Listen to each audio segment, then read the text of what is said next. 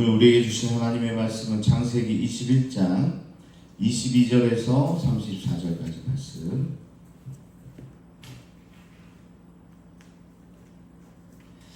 저와 함께 교독하겠습니다. 21장 22절에서 34절. 그때 아비멜렉과 그 군대 장관 비골이 아브라함에게 말하여 이르되 내가 무슨 일을 하든지 하나님이 너와 함께 계시도다. 그런즉 너는 나와 내 아들과 내 손자에게 거짓되이 행하지 아니하기를 이제 여기서 하나님을 가리켜 내게 맹세하라. 내가 내게 후대한 대로 너와 내가 머무는 이 땅에 행할 것입니다. 아브라함이 이르되 내가 맹세하리라 하고 아비멜렉의 종들이 아브라함의 우물을 빼앗은 일에 관하여 아브라함이 아비멜렉을 책망하매 아비멜렉이 이르되 누가 그리하였는지 내가 알지 못하노라. 너도 내게 알리지 아니하였고 나도 듣지 못하였더니 오늘에야 들었노라. 아브라함이 양과 소를 가져다가 아비멜렉에게 주고 두 사람이 서로 언약을 세우니라. 아브라함이 일곱 암양 새끼를 따로 놓으니 아비멜렉이 아브라함에게 이르되 이 일곱 암양 새끼를 따로 놓으면 어찌미냐. 아브라함이 이르되 너는 내 손에서 이 암양 새끼 일곱을 받아 내가 이 우물판 증거를 삼으라 하고 그 사람이 거기서 서로 맹세하였으므로 그곳을 브엘세바라 이름하였더라. 그들이 브엘세바에서 언약을 세우매 아비멜렉과 그 군대 장관 비골을 떠나 블레셋 사람의 땅으로 돌아갔고 아브라함은 브엘세바에 새나무를 심고 거기서 영원하신 여호와의 이름을 불렀으며. 함께 읽겠습니다. 그가 블레셋 사람의 땅에서 여러 날을 지냈더라. 아멘. 사랑하는 성도 여러분 평안하십니까? 아멘. 성경은 다시 아브라함과 아비멜렉의 이야기로 돌아옵니다. 이번에 혼자 오지 않고 아비멜렉이 그의 군대 장관이었던 비골과 함께 오죠. 이 인물은 이 사건과 관련해서 26장에 다시 한번 나오는데요. 먼저 아비멜렉이 군대 장관과 함께 왔다는 것은 아브라함의 세력이 커지고 있음을 암시합니다. 아브라함의 세력이 그냥 한 족속이라기보다는 커져서 민족을 이뤄가고 있는 중이죠. 동시에 왕이 거류민과의 언약에 군대 장관을 대동했다는 건 상호 간의 불가침 조약이 있었음을 보여주고 있습니다. 아브라함은 적대적인 이방인들의 땅에서 한층 더 안전을 보장받게 되었다는 거죠. 그래서 단순히 아내를 바치면서 왔다 갔다 그런 개인적인 문제에서 떠나서 민족과 민족 간의 그런 여러 가지 상호 불가침 조약이 이때 이루어졌다라는 거죠. 22절에 이들은 아브라함에게 내가 무슨 일을 하든지 하나님이 너와 함께 계신다 이렇게 이야기를 합니다. 우리가 듣고 싶은 이야기죠. 이방인이 믿는 자에게 당신을 보니까 정말 하나님이 함께 계십니다. 이게 뭐죠? 임마누엘이잖아요. 임마누엘의 하나님. 또 예수님께서도 임마누엘 되셨죠. 그런데 오늘 이방인으로서 믿는 아브라함에게 이렇게 이야기했다는 겁니다. 이런 고백이 여러분에게도 있기를 축복합니다. 여러분들을 보면서 정말 당신은 하나님의 사람이군요. 믿지 않는 많은 사람들이 여러분들을 보고 놀랄 일이 더 많아지기를 축복합니다. 주변에 있는 분들이 이런 얘기를 해요. 당신을 보니까 하나님이 어떤 분인지 알겠고 나도 그 하나님을 좀 믿어보고 싶습니다. 그게 전도잖아요. 전도. 저 사람 보니까 야, 다시는 교회 가나 봐라. 이렇게 이야기가 나오면 안 되겠죠. 근데 오늘 이 아비멜렉과 군대 장관이 와서 정말 당신은 하나님이 함께 하시는 사람이다. 이렇게 이야기했던 거죠. 그럼 무엇을 보았기에 이방인 아비멜렉이 하나님이 아브라함과 함께 하심을 알 수 있었을까? 이전에 꿈을 통해 말씀한 것 때문인지 아니면 아브라함의 기도로 닫혔던 태문이 열리게 되었는지 그것을 확인하면서 그랬는지 모르겠지만 그것도 아니면 자신이 내어준 땅에서 이 아브라함이 형통함을 누리며 잘 살고 있어서 그랬는지 여러 가지가 이유가 있었겠지만 오늘 그 이유를 떠나서 이렇게 고백하는 것은 성경에 처음 나온 용례일 뿐만 아니라 경건한 이방인으로서 한 고백이라 의미가 더 크다는 겁니다. 이 임마누엘이라는 것. 어떻게 보면 이 성경을 관통하는 핵심 아이디어잖아요. 근데 이 이방인이 이렇게 이야기할 수 있다는 것은 여기에 고백함의 의미가 더해있다. 성경에서 이야기하고자 하는 뜻이 있다라는 겁니다. 자, 하여튼 이방인이 알아차릴 정도로 아브라함의 삶에 하나님이 함께 하셨다는 겁니다. 그래서 하나님이 함께 하시는 삶이 형통의 삶이다. 다른 게 아니에요. 형통이요, 뭐 물질이 많아지고 관계가 다 회복되고 뭐 다른 여러 가지로 인해서 내가 높아지고 이게 형통한 삶이 아니에요. 요셉도 감옥에서 뭐라고 그래요? 요셉의 삶이 형통했다. 그 뜻은 하나님이 그 가운데 함께 하셨다는 뜻입니다. 그래서 형통이라는 것은 하나님이 함께 하심이고, 또 하나님이 함께 하실 때 세상 사람들이 두려워 떨게 되고 함부로 할 수 없게 되는 거죠. 그러면서 아비멜렉이 아브라함에게 화친을 제안합니다. 강력한 세력의 이방왕이 연약한 일개 족장에게 이렇게 제안했다는 건 아브라함도 아브라함이지만 하나님의 존재를 알고 두려워했다는 겁니다. 하나님의 존재를 아니까 아브라함에게 화친을 몇 개 맺으려고 한 거죠. 아브라함은 제안을 받아들이면서 한 가지 사건을 주시시킵니다. 아비멜렉의 종들이 자신이 판 우물을 빼앗아 갔다는 거죠. 이 일로 아브라함이 아비멜렉을 책망합니다. 당신들이 말이야, 우리가 판 우물을 빼앗아 갔다. 그러면서 책망을 하는 거죠. 사실 지난번에는 누가 누구를 책망했었나요? 지난번에 아비멜렉이 아브라함을 책망했잖아요. 당신 아내임에도 불구하고 왜 누이라고 그래서 이렇게 사단을 했습니까? 그러면서 막 혼을 냈잖아요. 이번에는 반대가 되는 거네요. 자, 뭐 아브라함에게 뒤끝이 있어서 그런 게 아니라요. 이번 일로 인해서 아비멜렉의 잘못을 이렇게 지적을 하고 있는 겁니다. 아비멜렉은 이 사건에 대해서 알지 못했다면서 변명을 하게 되죠. 자, 반대로 아브라함이 양과 소를 아비멜렉에게 주고 이 조약을 맺습니다. 이 언약의 불칙 조항엔 아브라함의 우물 소유권에 대한 공증이 들어있었는데 이를 위해 암양새끼 7마리를 아비멜렉에게 주는 거죠. 자, 지난번과 다 반대로 됩니다. 이번에는 아브라함이 아비멜렉에게 주면서 이 공증을 받게 되는데, 이렇게 하는 이유는 판 우물을 공적으로 등기 이전하는 의식이었다는 겁니다. 암양새끼 7마리를 이렇게 주는 거는요, 우리도 중요한 문서나 계약을 했을 때 뭐라 하죠? 공증을 하잖아요. 공증. 이 공증을 해야지만 세계적으로 인정을 받습니다.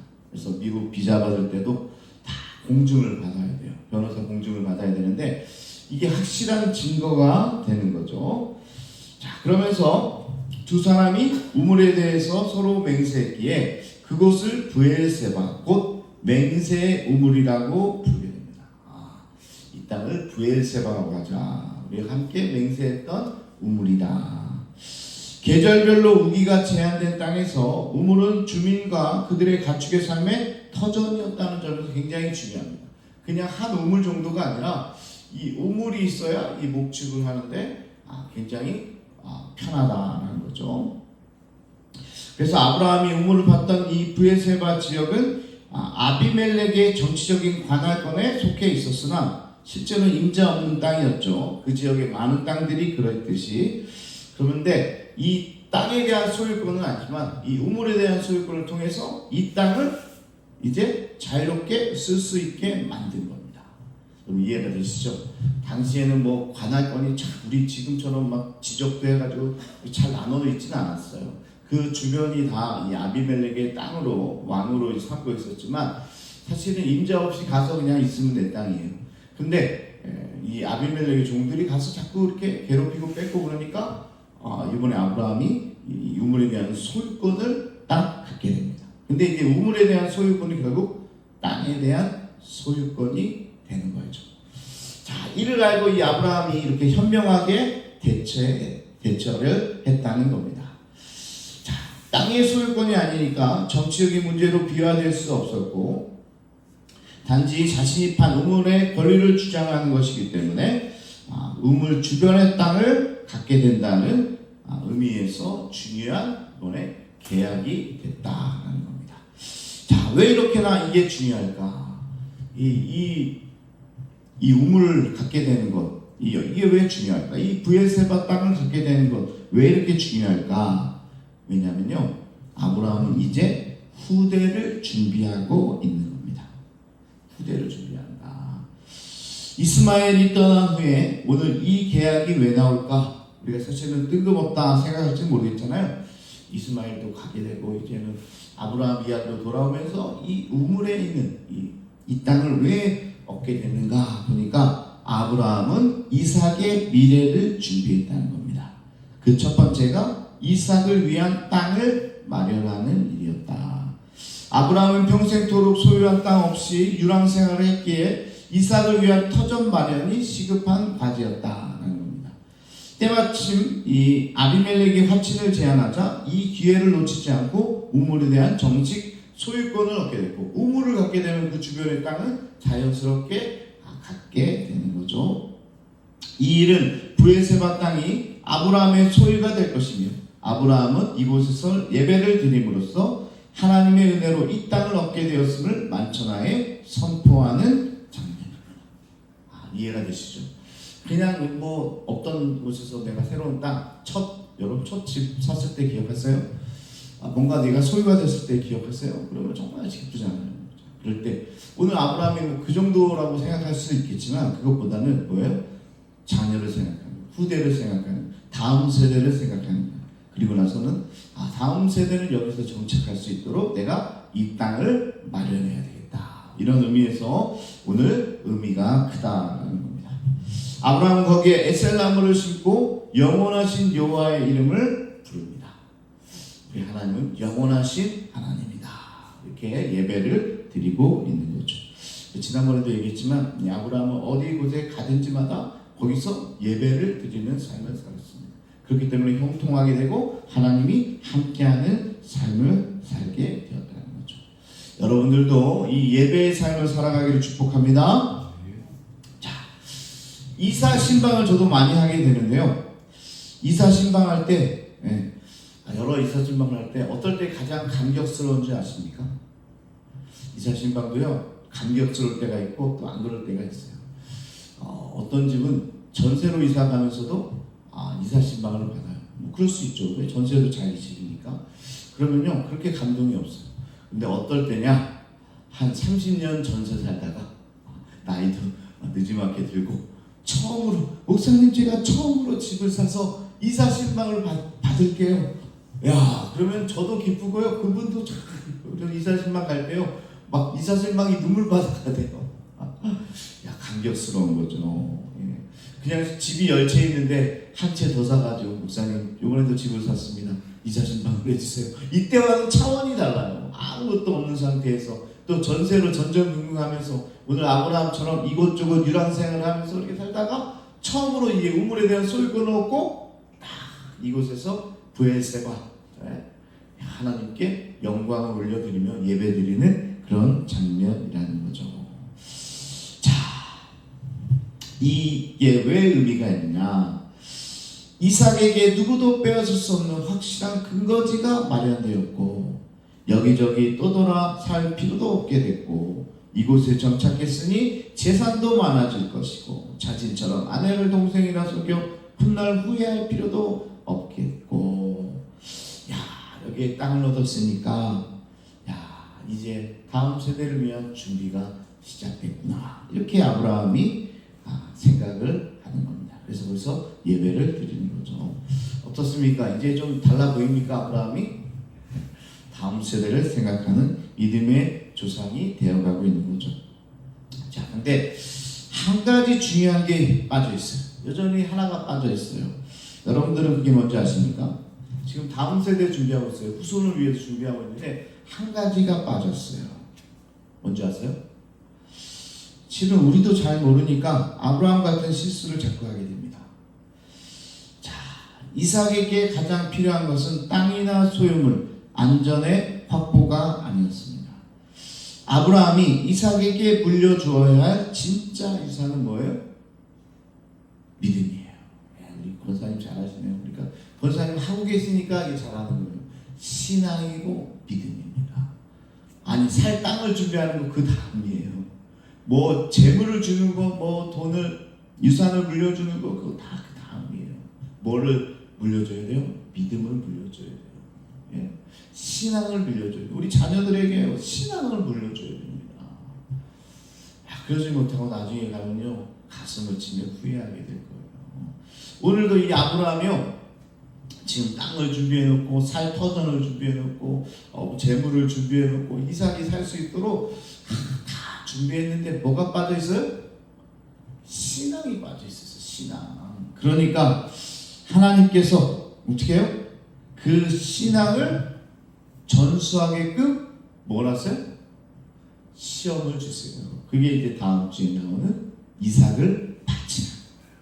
아, 그렇구나. 왜 하나님이 이런 시험을 줬을까? 왜 하나님이 정말 100세에 낳은 귀한 아들을 왜 갖다 바치라고? 우리 하나님 그런 분은 아니잖아요. 인간을 바치라고 뭐 자녀를 바치라고 뭐 그런 분이 절대 아니세요. 근데 왜 그런 일이 일어났어요? 왜 그런 시험을 주세요? 신앙을 전수하지 않으니까. 이게 믿음의 조상이라고 하는데 마지막 관문이 뭐예요? 믿음의 조상이 되기 위해서는 그 내가 정말 쌓았던 예배했던 그 신앙을 자녀에게까지 물려주는 게 믿음의 조상이에요.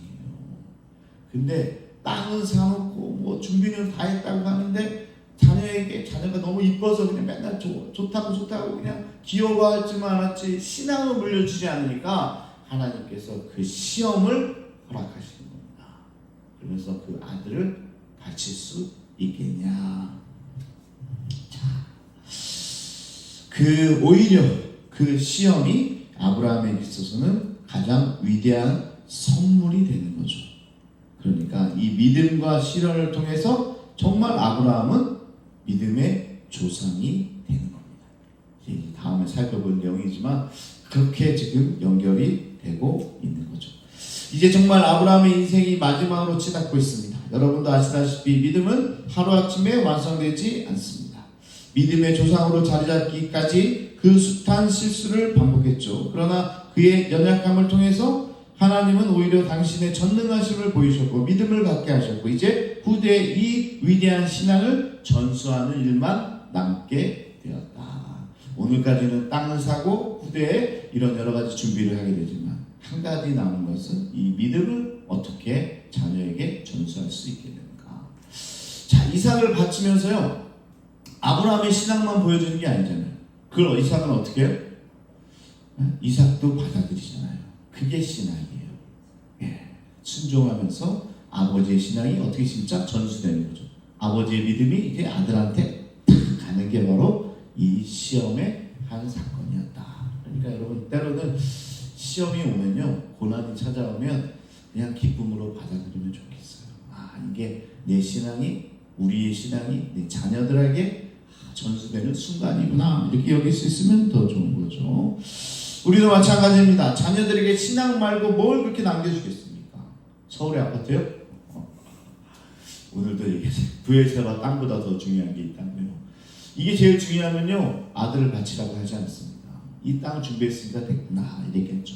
근데 하나님은 그 다음에 시험을 주심으로써 자녀에게 신앙을 남겨주라. 다른 것보다 여러분들의 믿음을 여러분들의 자녀들에게 남기시기를 축복합니다.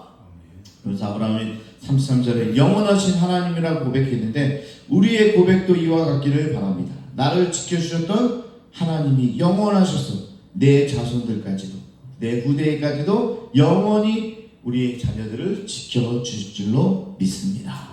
이 믿음이 우리에게서 끝나는 것이 아니라 우리의 다음 세대에도 이어지기를 축복합니다.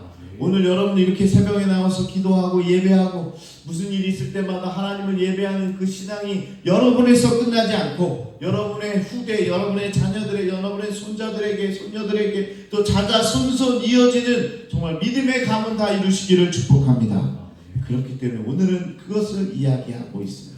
그래서 오늘 여러분들이 아브라함의 가정처럼 자녀들이 다 하나님 안에 자라고 믿음의 조상이 되기를 축복합니다. 자, 그런 결단을 가지고 이 시간 우리 주여 한번 부르시고 함께 통성으로 기도하도록 하겠습니다. 주여. 아버지 하나님 감사합니다. 오늘도 귀한 말씀을 통해서 우리에게